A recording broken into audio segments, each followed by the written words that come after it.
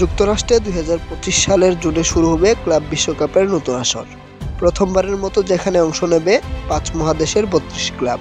১১ শহরের ১২ ভেন্যুতে হবে ম্যাচগুলো।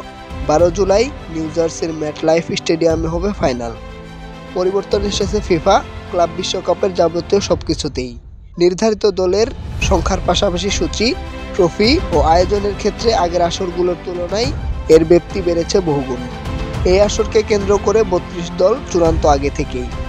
এবার সেই আসর সামনে রেখে ড্রয়ের দিন জানালো ফিফা। সঙ্গে দলগুলোর জন্য পট নির্ধারণ করে দিয়েছে বিশ্ব ফুটবলের নিয়ন্ত্রক সংস্থাটি।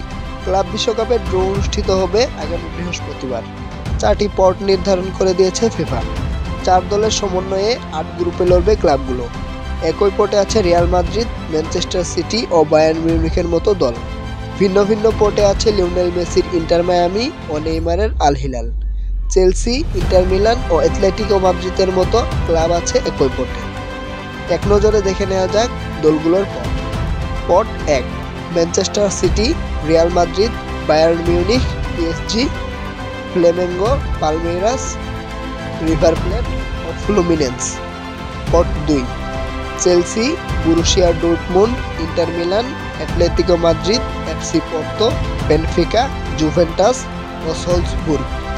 পট ৩, Al Hilal, Ulsan HD, Al Ahly, Wydad Casablanca, Monterrey, Leon, Boca Juniors ও বোতাফোগো।